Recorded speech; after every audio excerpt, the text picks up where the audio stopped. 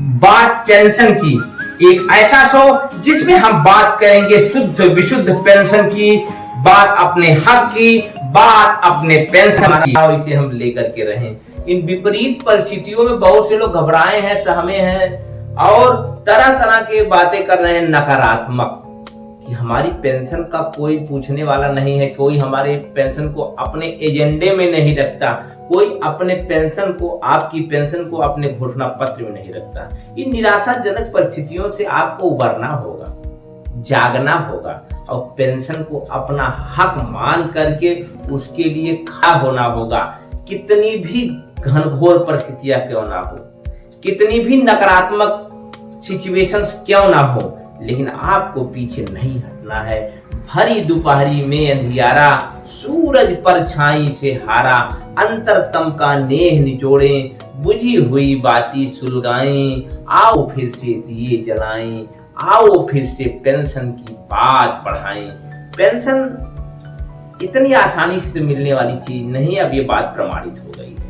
और जो चीज इतनी आसानी से नहीं मिल सकती है, उसके बारे में सोचने पर दो विकल्प आपके सामने खुल करके सामने आते हैं। या तो इसको हम छोड़ देंगे कि छोड़ो हमारे बस का लड़ना नहीं है, या फिर दूसरा कि हमारी योजनाओं को और धार देनी है, अपने विचारों को और मजबूती से सामने रखना है और पेंशन के लिए और योजनाओं के साथ मैदान में उतरना है।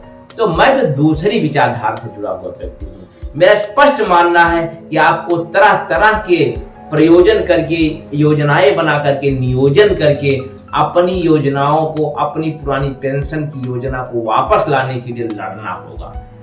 युद्ध कठिन है, संघर्ष मजबूती से करना पड़ेगा, तब जाकर के जीत का स्वाद मिलेगा। वैसे भी बहुत से राज्यों में हमने पुरानी पेंशन को वापस कराया है, और यदि आप खड़े रहेंगे मजबूती से तो केंद्र में भी आने वाली सरकार होगी, वो आपकी पेंशन को देगी। जरूरत सिर्फ आपको खड़े होने की, मजबूती के साथ अपने मुद्दे को आगे बढ़ाने की है। और यदि आम आदमी ये सोचता है कि पेंशन देश पर बोझ है, उसे यह भी सोचना होगा कि नेता भी तो इस देश पर बोझ पर है। तो क्या आप इस देश के लोकतंत्र को ही खत्म कर देंगे? क्या यहाँ पर इस प्रकार की व्यवस्था करेंगे कि कोई बोझ ही ना हो? तो एक दिन आप इस देश पे बोझ बन जाएंगे। आपकी आने वाली पुश्ते, आपके आने वाले बच्चे क्या सरकारी नौकरी नहीं चाहते हैं? क्या उन्हें निजीकरण से नुकसान नहीं हो रहा है?